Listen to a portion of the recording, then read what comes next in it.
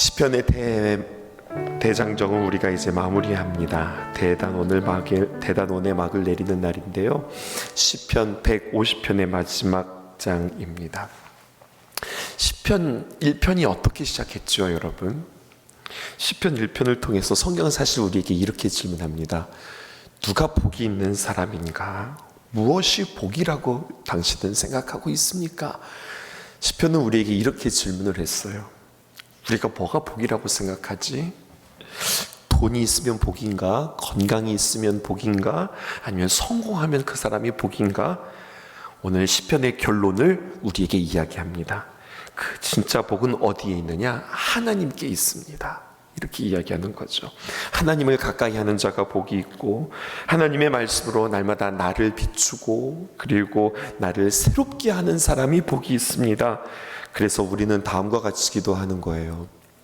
하나님, 우리를 복 있는 인생으로 주님 우리를 붙잡아 주세요. 이 세상이 좋다고 하는 것, 이 세상이 우리를 현혹시키는 것, 그것에 흔들리지 않게 하시고 하나님과 함께하는 복된 인생 되게 해주세요.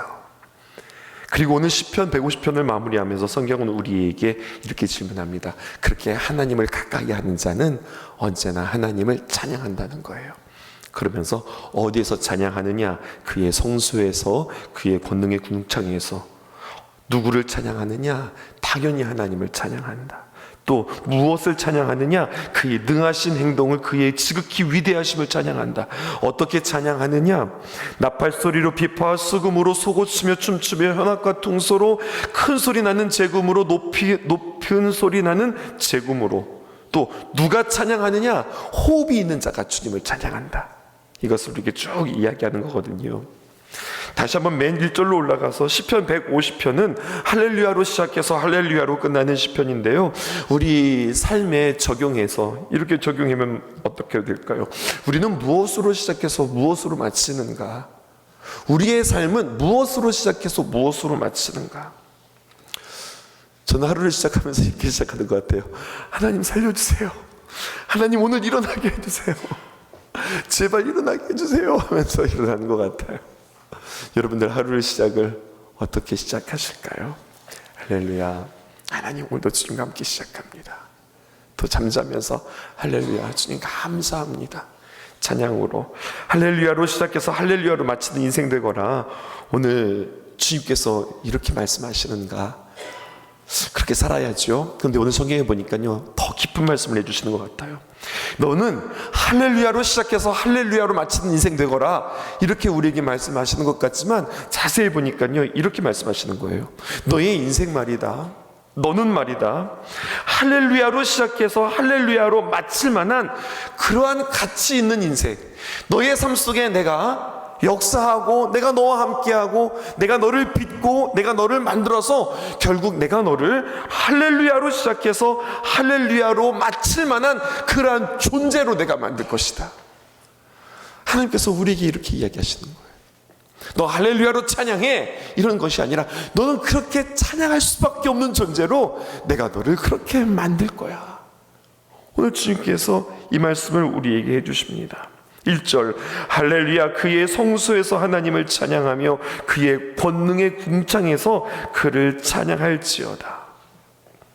시편 150편에 이르기까지 수많은 시편, 수많은 제목과 수많은 찬양의 방법과 수많은 찬양의 내용과 또 수많은 찬양의 마음들을 우리가 살펴보았는데요, 시편 150편을 가지고서 다양함으로 하나님 앞에 고백하고 또 찬양하고 묵상했는데, 놀라운 사실은 그 찬양으로 하나님이 찬양받으시고 영광 받으실 뿐만 아니라 찬양하는 동안에 찬양하는 우리에게 하나님께서 복 주신다고 그렇게 말씀하시는 거예요.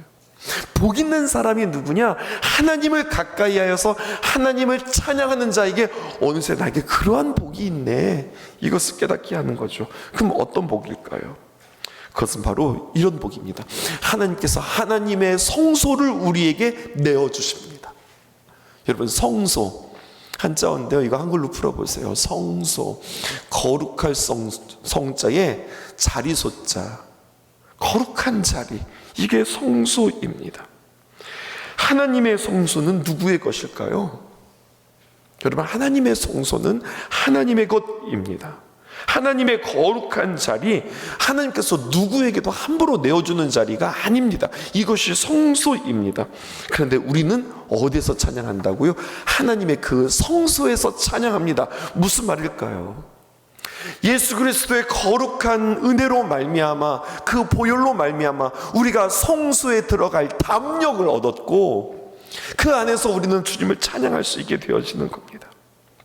할렐루야로 시작해서 할렐루야로 끝내는 인생, 그 인생은 누가 하나님의 거룩한 성소에서 주님을 찬양할 수 있는 자, 하나님이 내어주시고 들어와라, 하나님께서 허락해 주신 자, 예수 그리스도 인하여, 하나님의 그 풍성하신 은혜로 인하여 하나님이 우리에게 하나님의 거룩한 품을 내어주셨습니다. 하나님의 성소로 초청하심은 그 거룩한 공간에 들어가는, 그냥 공간에 들어갔다 이런 뜻이 아니라 너와 나 사이에 경계가 없다. 세상에 살아가는 동안 천국과 지옥이 따로 있는 곳이 아니라 너희와 함께 있는 것이, 너와 내가 함께 있는 것이 천국이고, 너희가 나를 찬양하는 그곳이 하나님의 나라가 되어진다. 내 성소를 내어주마, 마음껏 하나님을 찬양해라. 그 땅을 너는 하나님의 거룩한 성소로 만들라. 하나님께서 우리에게 이렇게 찬양의 사명까지 주시는 거예요. 이것이 찬양의 능력입니다. 찬양하면 그 자리가 하나님의 예배의 처소가 되고, 찬양하면 그 자리가 하나님의 성소가 된다. 찬양하면 내가 아무리 힘들고 답답하고 어려워도, 내 몸이 건강치 않고 내 삶이 실패했고 나에게 성적이 안 나왔고 아무리 눈물 나고 답답해도 하나님을 찬양하는 그곳에 내 마음을 바꾸시는 하나님의 귀한 능력을 경험할 수 있다. 복 있는 사람은 그 찬양의 능력을 아는 자다. 오늘 시편의 결론을 주님께서 우리에게 그렇게 내어줍니다.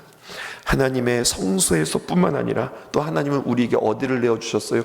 궁창을 내어주셨어요. 1절에 보니까 궁창에서 하나님을 찬양하라. 여러분, 궁창은 단순히 하늘이라고 하는 공간이 아닙니다. 시편 시대에 살았던 사람들은요, 하나님이 있는 그곳이 궁창이라고 생각했어요. 그런데 그 하늘의 궁창까지도 우리에게 내어주신다고 하는 거예요. 그러니까 너와 내가 따로따로 있는 게 아니라 나는 지극히 지고하게 높은 그 자리에 있고 너는 저 밑에 저 땅에 있는 존재, 그렇게 너와 내가 구분되어지는 것이 아니라 내가 살아가는 그 자리가 나의 권능의 궁창이다라고 말씀해 주시면서 똑같은 이야기죠. 성소로 바꾸어주고 궁창으로 바꿔주시겠다.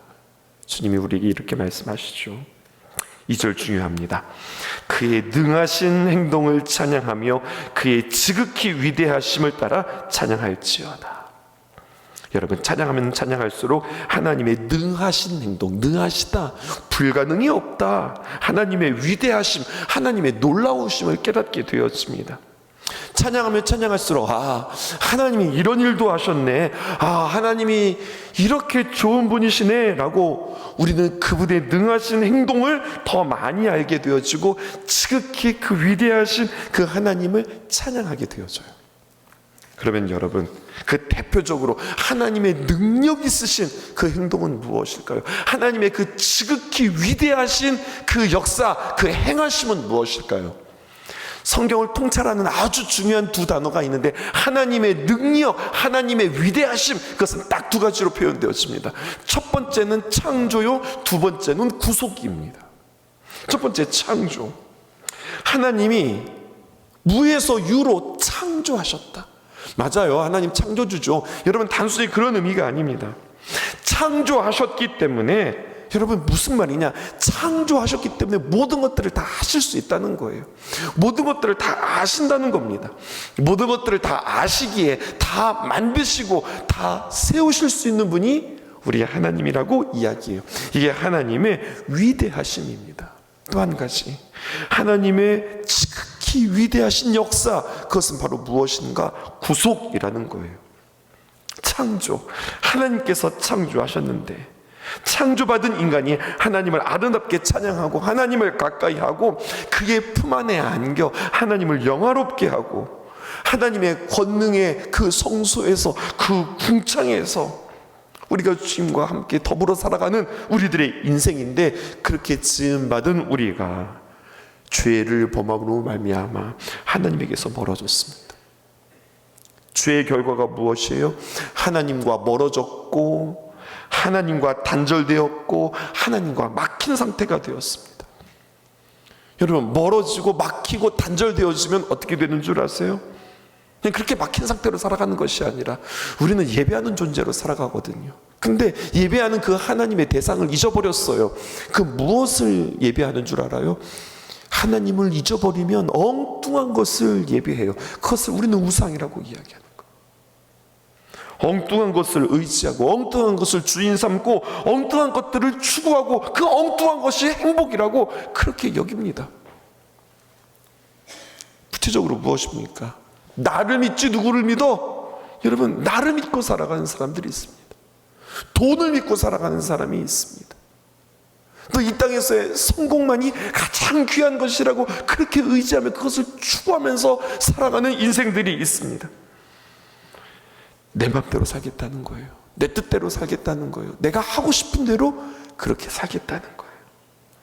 하나님이 아니라 결국 누구를 찬양하는 거예요? 내가 우상 삼은 그것을 찬양하는 겁니다. 그렇게 하나님과 어긋나는 거죠. 이러한 인간의 하나님께서 처방하시죠. 어떻게 처방하십니까? 인간을 다시 한번 건져내십니다. 인간을 고치시기 위해서 예수 그리스도를 이 땅에 보내주시는 겁니다. 예수님이 이 땅에 오셨고 구속, 우리를 위하여서 대신 그 핏값으로 우리의 죄를 대신 담당하셨고 죽으셨고 부활하셔서 우리에게 승리가 되어주셨습니다. 그래서 창조, 하나님이 나를 가장 잘 아시고 나를 세우신다. 구속, 하나님이 가장 나를 잘 고치신다. 사실은 하나님의 창조, 그 하나님의 위대하심, 그래 하나님 천지창조 다 하셨어, 세상에 온 우주 만물 다 만드셨어, 이것이 아니라 여러분, 사실 우리에게 와닿는 말은 무엇이냐면 그 모든 배경들을 우리에게 허락해 주시고 하나님께서 날마다 나를 빚어가셔, 하나님께서 날마다 나를 만들어 가셔, 또 내가 망가지면, 죄로 인해서 내가 무너지면 하나님이 날마다 나를 고쳐주셔. 이것이 하나님의 위대하시고 하나님의 놀라운 역사라고 하는 것입니다. 이 창조와 구속을 뭘로만 아니까? 머리로만 아니까 우리의 삶이 하나도 즐겁지 않고, 분명히 창조받았는데도 기쁘지 않고, 죄에서 구속받았음에도 불구하고 우리가 힘없이 살아가야 된다는 거예요. 그래서 그런 사람들에게 필요한 게 무엇입니까? 찬양이라고 이야기하는 겁니다. 나를 지으신 하나님을 찬양하고 하나님의 솜씨를 찬양하고 오늘도 십자가의 공로를 찬양하고 오늘도 하나님의 능력을 받고 살아간다. 날마다 찬양할 때에 나는 힘들어도 일어난다, 나는 쓰러져도 괜찮다, 나는 하나님의 창조물이다, 하나님께서 나를 빚으시고 하나님께서 나를 고치신다. 여러분, 찬송은 그냥 노래가 아닙니다. 선포입니다. 하나님, 나에게 내가 그런 존재임을 내가 압니다. 하나님 앞에 고백하고 내 자신에게, 내 영혼에게 나는 그러한 존재지 다시 한번 각인시키고, 마귀에게 너는 안 돼, 너는 무너져, 너는 할 수 없어, 네가 뭐라고 그렇게 나를 조롱하는 마귀에게 나는 하나님의 창조주입니다, 하나님이 나를 구속하셨다, 하나님이 나를 도우신다 선포하면서 마귀의 계략 가운데 우리가 든든히 서는 그 찬양의 능력을 여러분들은 경험하실 수 있으셔야 하겠습니다. 오늘 찬양하는 이 시편 150편, 여기에 보면 하나님은 나를 하나님의 거룩한 작품으로 삼으셨고 나는 하나님 앞에 구원받은 거룩한 백성임을 깨닫고 아무리 어려워도 다시 한번 주님 앞에 힘을 내며 찬양하는 우리를 향하여서 주님은 이렇게 찬양하라고 이야기해요. 시편 150편 3절에서 5절입니다. 3절 제가 4절, 여러분 5절 함께 합시다. 나팔 소리로 찬양하며 비파와 수금으로 찬양할지어다. 4절 소고치며 춤추어 찬양하며 현악과 퉁소로 찬양할지어다. 5절 시작. 큰 소리로 나는 재금으로 찬양하며 높은 소리 나는 재금으로 찬양할지어다. 3절과 4절과 5절을 통해서 이렇게 다양한 악기들이 등장하지만 이것을 통해서 우리가 알아야 하는 것은 우리가 누구인가, 하나님께서 기뻐하시는 존재, 하나님께서 기뻐하시는 인생이라고 하는 것을 이 3절, 4절, 5절을 통하여서 여러분들 발견하셔야 되겠어요. 여러분 3절과 4절과 5절에 여러 악기들이 나오지요. 그런데 이 악기들이 여러 가지가 나오는데 중요한 게 있습니다. 그것은 바로 무엇이냐, 이건 좋은 악기니까 찬양하는 데 쓰고, 이건 별로네, 이건 찬양하는 데 쓰지 않고, 여러분 그렇지 않습니다. 위에 열거된 악기들은 어떤 악기들이냐, 다양한 악기들입니다. 이 중에는 큰 악기도 있고 작은 악기도 있고, 얼마나 작은지 춤추며 손에 쥐고 찬양할 수 있을 정도로 작고 가벼운 악기도 있습니다. 또 큰 소리 나는 그러한 악기도 있습니다. 큰 소리가 아니라 높은 소리를 내는 그러한 악기들도 있습니다.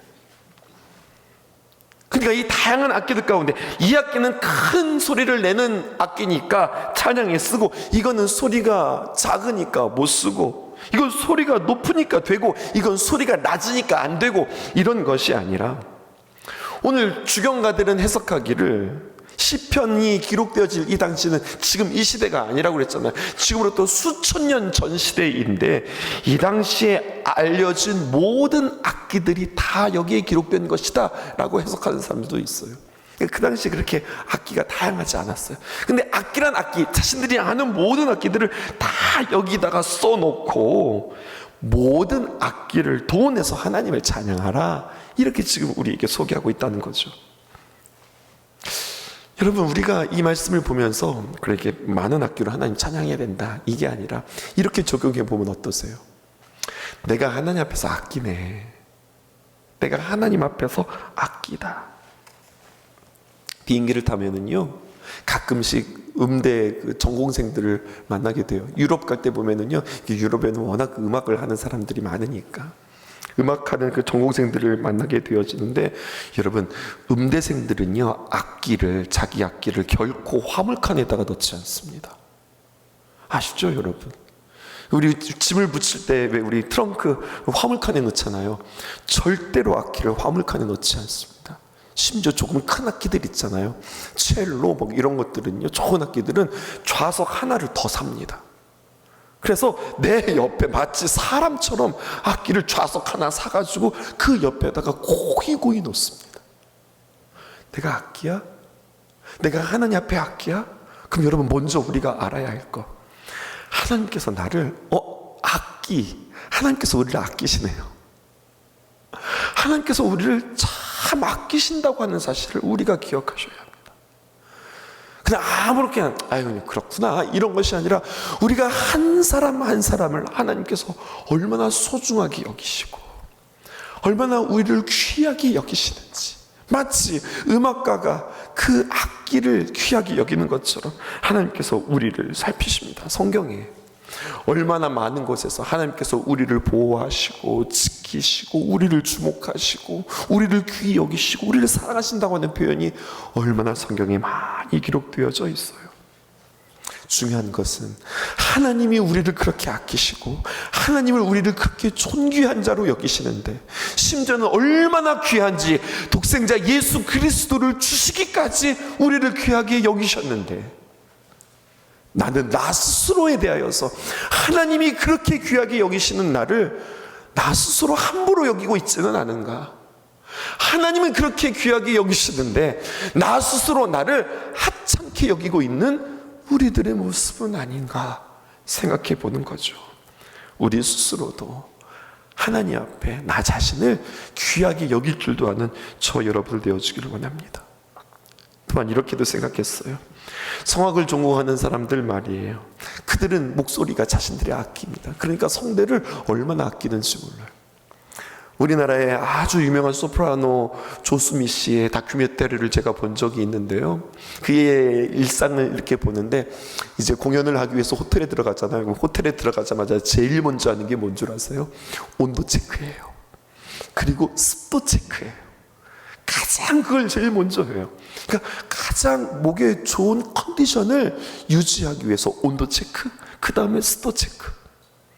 그리고요, 성악가들은요, 말을 크게 하지 않아요. 그리고 말을 아껴요. 하나님이 나를 하나님을 찬양하는 악기로 만들었어요. 나 자신을 굉장히 아낀다고요. 근데 내가 하나님 앞에 악기라고 하는데 우리는 자꾸만 하나님 쟤는 왜 이렇게 커요? 하나님 저는 왜 이렇게 작아요? 하나님 쟤는 왜 이렇게 높아요? 근데 하나님 저는 왜 이렇게 낮아요? 하나님 쟤는 왜 이렇게 무거워요? 하나님 왜 저는 이렇게 가볍죠? 여러분 이렇게 이야기하면서 기준이 서 있어요. 무슨 기준이 서 있느냐? 큰 것, 높은 것, 무거운 것, 이건 좋은 거다. 가벼운 거, 낮은 거, 뭐 작은 거, 이건 나쁜 거다. 누가 정해버리는 거예요? 내가 정하는 거예요. 선과 악을 누가 정하는 거예요? 내가 정하는 거예요. 이건 좋네, 선이네, 내가 정하는 거. 이건 나쁘네, 악이네, 누가 정하는 거예요? 내가 정하는 거예요. 심지어는 나뿐만 아니라 우리의 자녀들까지도 스스로 그렇게 정해버리면서 어느새 내가 하나님 노릇하고 있는 것은 아닌가.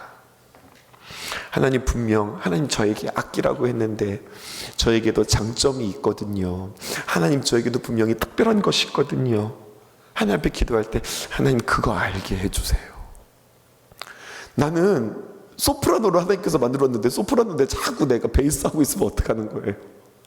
난 하나님께 그 소프라노 소리 내라고 하나님께서 나에게 그렇게 만드셨는데 베이스가 멋있어 보인다고, 베이스 하겠다고 베이스 소리를 내면 그거 망쳐지는 거잖아요. 그러니까 기도하셔야 돼요. 하나님 저 이 모습으로 하나님께서 하나님의 형상에 따라 저 이렇게 만들어 주셨는데 제가 뭐 잘할까요? 저의 장점이 무엇일까요? 저만에게 주신 하나님의 그 특별함이 무엇일까요? 이것을 알게 해주시고 그것 때문에 하나님 내가 자신감 있게 해주시고 그것 때문에 신앙 가지고 용기를 내서 그것 가지고 하나님께 영광 돌려드리는 일들에 아름답게 쓰여지게 해주세요. 기도하는 저와 여러분들 위해서 함께 기도하십시다. 또 우리뿐만 아니라 우리 사랑하는 귀한 자녀들을 위하여서 기도했으면 좋겠어요. 하나님 우리의 자녀가 자기 소리를 잘 낼 줄 아는 자, 자기 소리를 잘 발견할 줄 아는 자 되게 해주세요. 기도할 수 있었으면 좋겠어요. 마지막입니다. 6절 호흡이 있는 자마다 여호와를 찬양할지어다 할렐루야. 시편이 이렇게 끝납니다. 호흡이 있는 자마다 여호와를 찬양할지어다. 호흡이라고 하는 것은요, 숨을 쉰다고 있다는 거잖아요. 호흡이 있다고 하는 것은 살아있다고 하는 거잖아요. 다시 말하여서 살아있음에도 불구하고 하나님을 알지 못하고 하나님을 찬양하지 못하면 그것은 호흡의 의미가 없다. 살아있는 것에 의미가 없다. 성경은 우리에게 이야기해요. 우리에게 적용해 볼까요? 내가 살아있음에도 불구하고 하나님을 알지 못하고 하나님을 알면 우리는 와 하나님이 그렇다고 우리는 감탄할 수밖에 없거든요. 감탄이 곧 찬양이라고 그랬거든요. 하나님을 알지 못하면 그것은 인생에 사는 게 아니다. 거꾸로 하나님을 아는 것 그것만큼 가장 귀하고 가장 복된 것이 없다.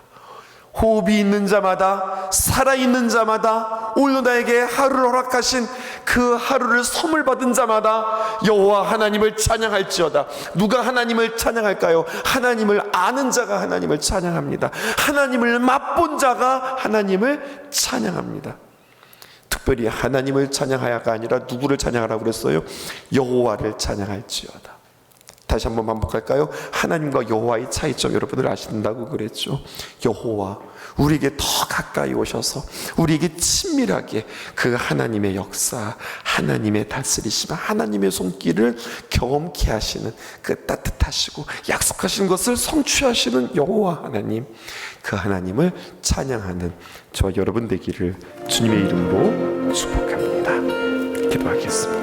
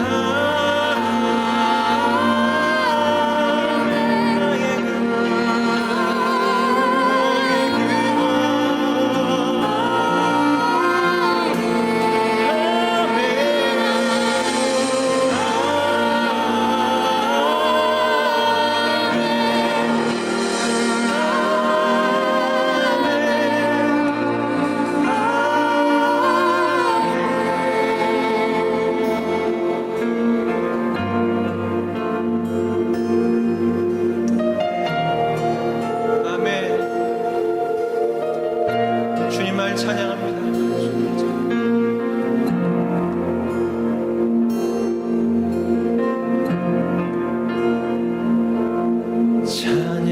찬양하라 내 영혼아,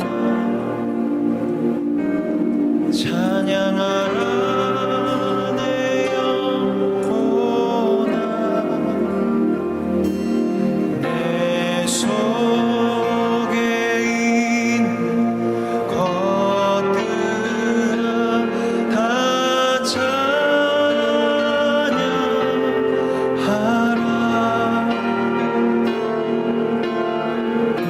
찬양하라 내 영혼아, 찬양하라 내 영혼아, 찬양해 찬양하라 내 영혼아, 내 속에 있는 것들아, 내 속에 있는 것들아 다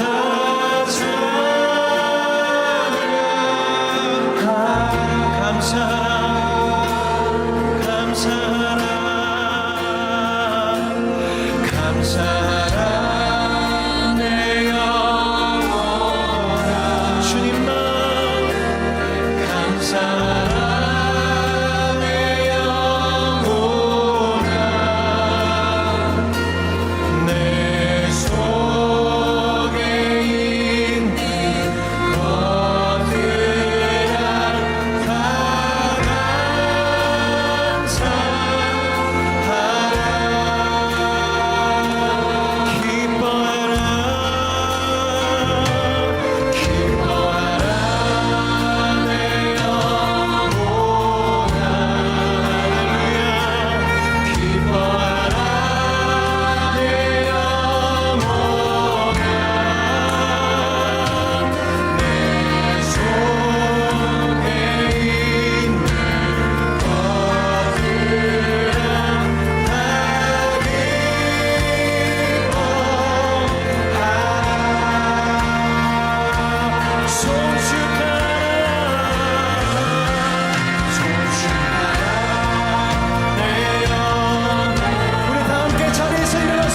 다 송축하십시다. 주님의 이름을 높임 받으시기에 합당하신 주님이십니다. 내 속에 있는 것들아